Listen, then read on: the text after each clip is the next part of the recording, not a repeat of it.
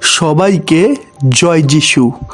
প্রভু যিশু খ্রিস্টের শক্তিশালী নামে আমি আপনাদের প্রত্যেককে হৃদয় দিয়ে স্বাগত জানাচ্ছি আমার এই চ্যানেল জীবন্ত ঈশ্বরের মণ্ডলীতে। একমাত্র ঈশ্বরেরই গৌরব হোক, আমেন। যারা নতুন প্রথম আজ আমার ভিডিও দেখছেন তাদের জন্য বলে রাখি, আমি প্রতিদিন একটা করে ভিডিও ছাড়ি। একদিন সকাল 10টায় যা বড় ভিডিও হয়ে থাকে, আর পরের দিন সন্ধ্যে 7টায় যা শর্ট ভিডিও হয়ে থাকে। আর আমি প্রতিদিনই এই ভিডিওর মাধ্যমে ঈশ্বরের বাক্যের প্রচার করি ও শিক্ষা দিই। তাই একটু সময় বের করে প্রথম পর্ব থেকে ভিডিওগুলো দেখার চেষ্টা করুন।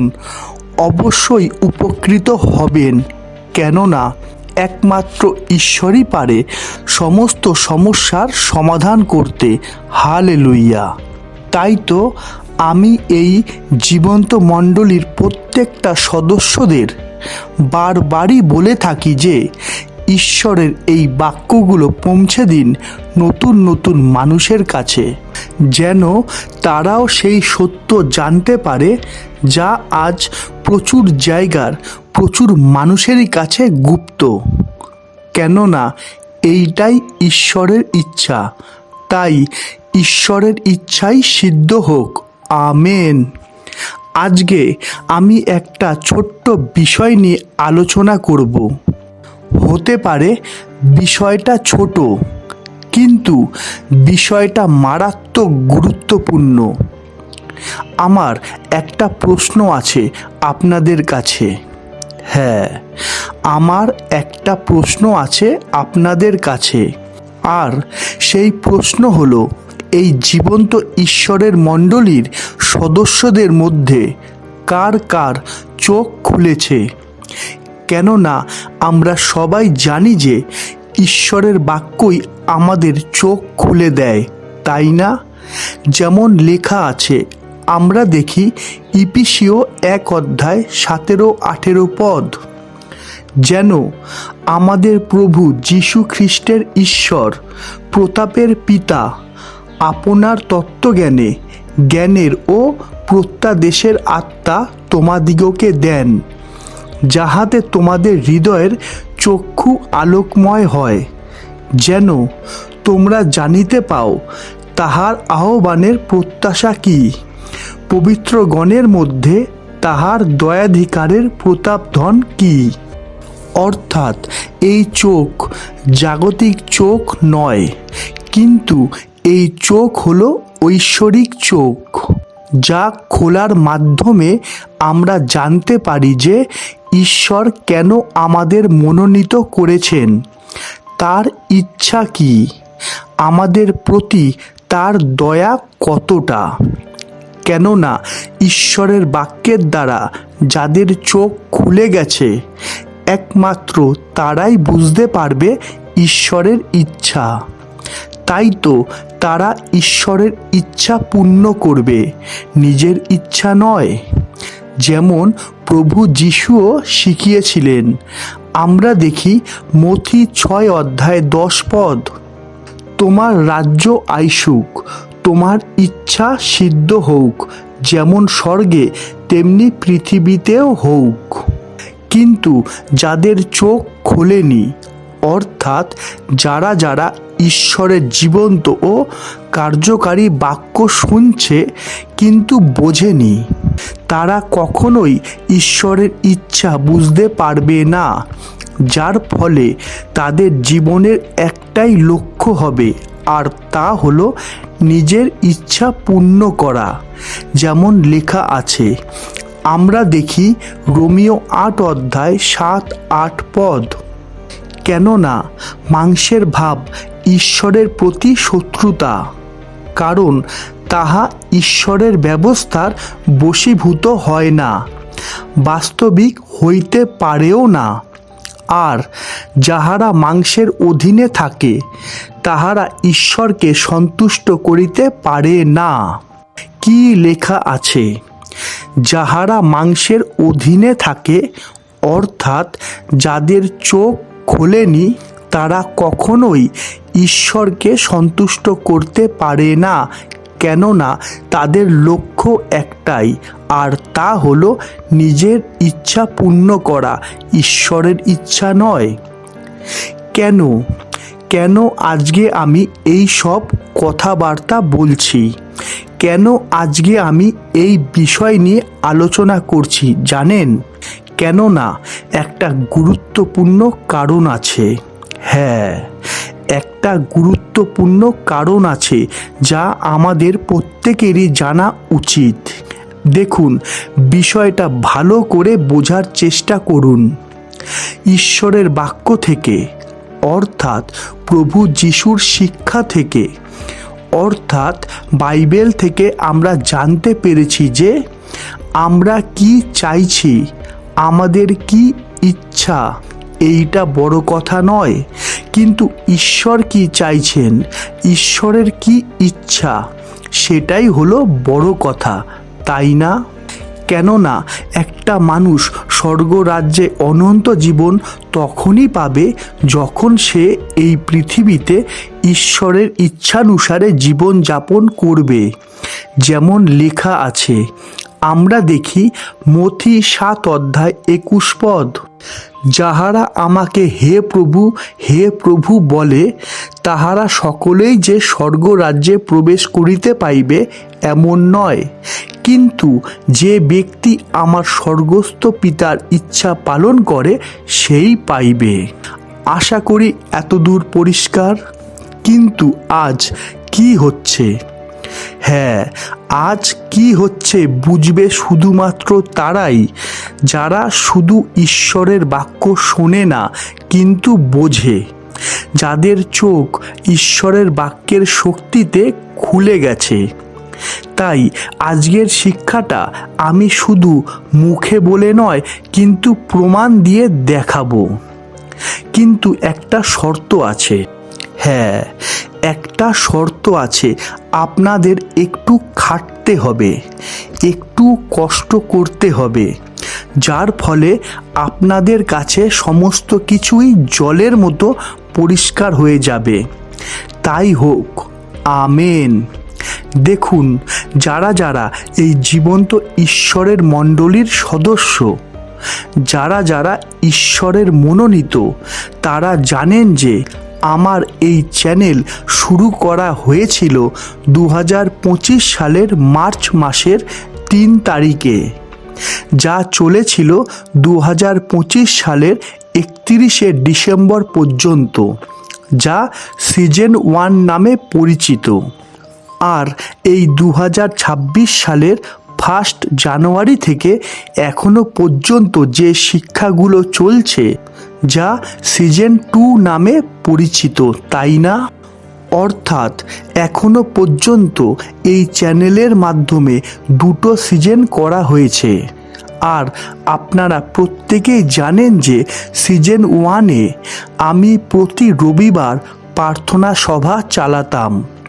আর কী কারণে সেই প্রার্থনা সভা আমি এই সিজন 2-তে বন্ধ করেছি তা আপনারা প্রত্যেকেই জানেন, তাই না? তাই আপনাদের এইবারে একটু খাটতে হবে, একটু কষ্ট করতে হবে। আর তা হলো, যখন এই চ্যানেলের মাধ্যমে সিজন 1-এ প্রার্থনা সভা চলতো, সেই প্রার্থনা সভাগুলোর মধ্যে কমেন্টগুলো আপনাদের চেক করতে হবে। হ্যাঁ, সেই প্রার্থনা সভাগুলোর মধ্যে কমেন্টগুলো আপনাদের চেক করতে হবে। তাহলে দেখতে পাবেন এমন অনেক নাম আপনারা খুঁজে পাবেন যারা এখন এই সিজন 2-এর কমেন্টে নেই। হ্যাঁ, এটাই সত্যি যে প্রার্থনা সভার মধ্যে যারা যারা কমেন্টে তাদের প্রার্থনার নিবেদন দিত, তারা আজ হারিয়ে গেছে। দেখুন, সবাই যে ভুল আমি এমন কথা বলছি না, কিন্তু বেশিরভাগ মানুষেরই উদ্দেশ্য ছিল ঈশ্বরের থেকে কাজ নেওয়া। তাই এখন প্রার্থনা সভা বন্ধ করে দেওয়ার জন্যই তারা কমেন্ট থেকে সরে গেছে, এই চ্যানেল থেকে সরে গেছে, সত্য থেকে হারিয়ে গেছে। কেননা তাদের উদ্দেশ্য একটাই, আর তা হলো শুধুমাত্র নিজেদের ইচ্ছা পূরণ করা। দেখুন, ভালো করে বুঝবেন, আমরা কি শুধুমাত্র আমাদের ইচ্ছা পূরণ নিয়েই পড়ে থাকব? আমরা কি কখনোই ঈশ্বরের ইচ্ছা বোঝার চেষ্টা করব না? আমরা কি শুধুমাত্র আমাদের ইচ্ছাই ঈশ্বরকে জানাতে থাকব? কখনো কি আমরা ঈশ্বরের ইচ্ছা জানতে চেষ্টা করব না? হ্যাঁ, কখনো কি আমরা ঈশ্বরের ইচ্ছা জানার চেষ্টা করব না?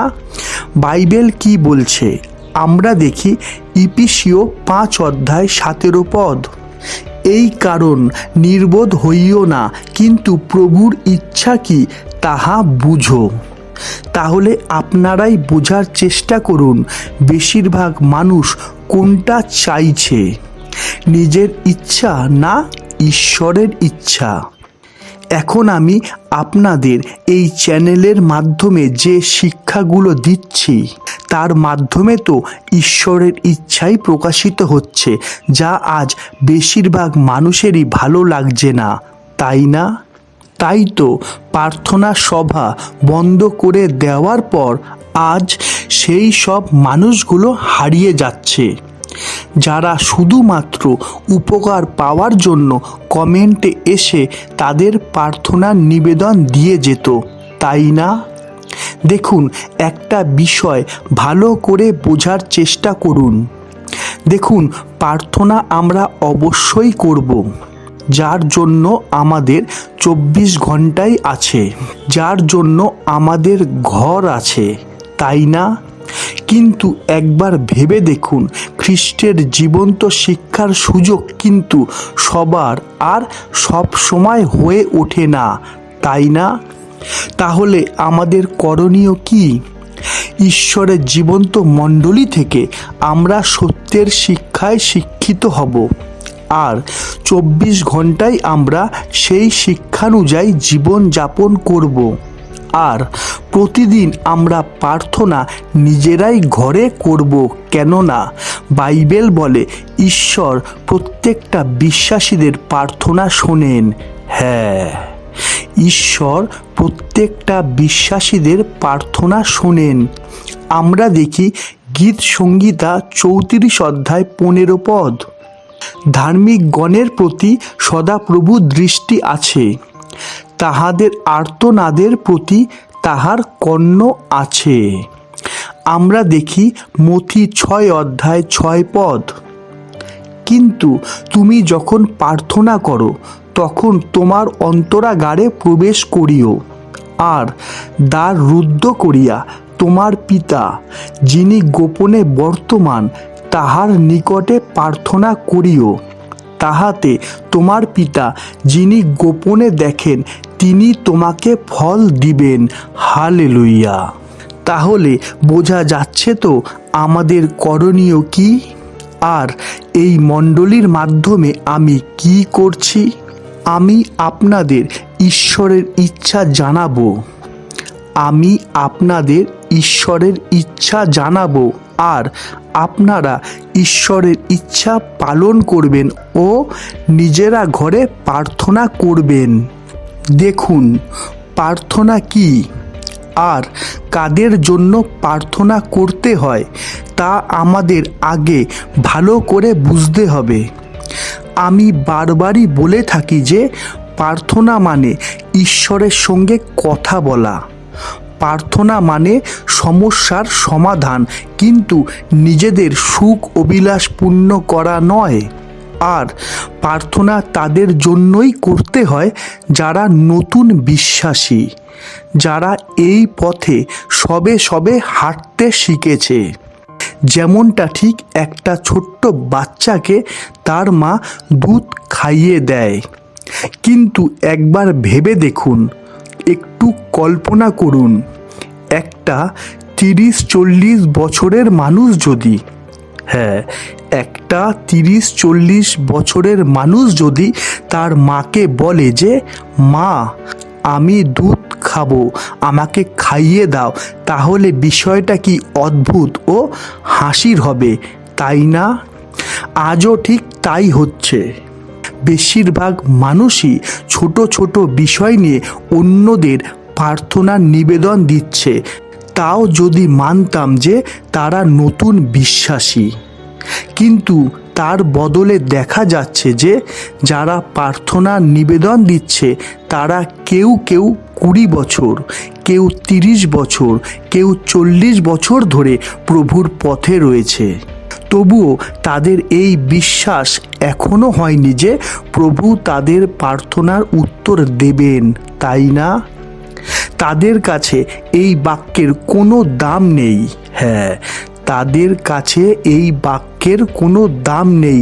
যেমন লেখা আছে, আমরা দেখি মথি 21 অধ্যায় 22 পদ, আর তোমরা প্রার্থনায় বিশ্বাসপূর্বক যাহা কিছু যাচনা করিবে সে সকলই পাইবে।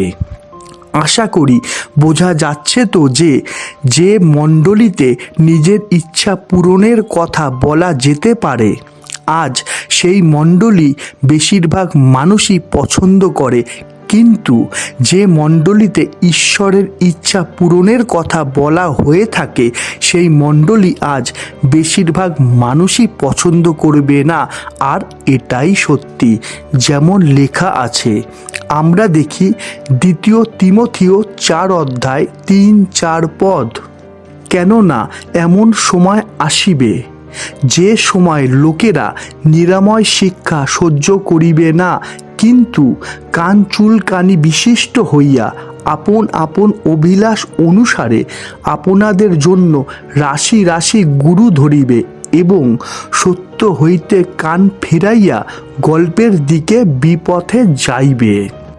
আশা করি বোঝা যাচ্ছে তো যে আজ কি হচ্ছে, কেমন প্রচার ও কেমন প্রচারককে বেশিরভাগ মানুষ পছন্দ করছে। আর কেন আমি শুরুতেই বলেছিলাম যে আজকের শিক্ষাটা বুঝবে শুধুমাত্র তারাই যারা শুধু ঈশ্বরের বাক্য শোনে না কিন্তু বোঝে, যাদের চোখ ঈশ্বরের বাক্যের শক্তিতে খুলে গেছে।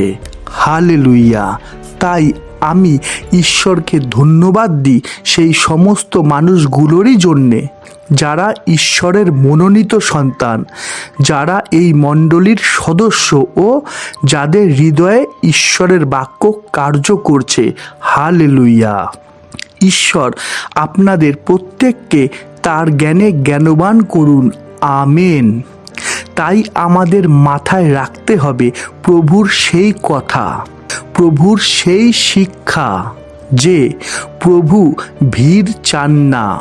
হ্যাঁ, প্রভু ভিড় চান না, তিনি ভেড়া চান, কেননা তিনি উত্তম মেষপালক, অর্থাৎ অল্প হলেও বিশ্বাস ও বিশ্বাসীদের নিয়েই প্রভু গড়ে তুলেছেন তার এই জীবন্ত মণ্ডলী। হালেলুইয়া! কেননা সত্য ছিল, সত্য আছে, সত্য থাকবে। তাই সত্যের জয় হয়েছিল, সত্যের জয় হচ্ছে, আর সত্যের জয় অবশ্যই হবে। হালেলুইয়া! আসুন আমরা প্রার্থনা করে আজকের অনুষ্ঠান শেষ করি। প্রভু তোমায় ধন্যবাদ দিই, কেননা প্রতিদিনই তুমি তোমার বাক্যের দ্বারা আমাদের সঙ্গে কথা বলছো, পথ দেখাচ্ছ ও তোমার পথে চলার শক্তি, বুদ্ধি ও জ্ঞান প্রদান করছো। প্রভু তোমায় ধন্যবাদ দিই, কেননা তুমি তোমার পবিত্র জীবন্ত বাক্যের দ্বারা তোমার এই মণ্ডলীর মনোনীত সন্তানদের চোখ খুলে দিচ্ছ। তাই তো আমরা বুঝতে পারছি আমাদের করণীয়। তাই তুমি আমাদের শক্তি দাও যেন তোমার পথে তোমার ইচ্ছানুসারে চলতে পারি ও তোমাকে খুশি করতে পারি। আমাদের মধ্যে আমাদের ইচ্ছা নয়, কিন্তু শুধুমাত্র তোমার ইচ্ছাই আমাদের মধ্যে, তোমার এই মণ্ডলীর মধ্যে সিদ্ধ হোক। এই প্রার্থনা আমি খ্রিস্ট যিশুর নামে চাইলাম। আমেন। হালেলুয়া। আজ এতটাই। আবার দেখা হবে ঈশ্বরের জীবন্ত বাণীর নতুন কোনো শিক্ষা নিয়ে। ততক্ষণ সবাইকে জয় যিশু, জয় যিশু, জয় যিশু।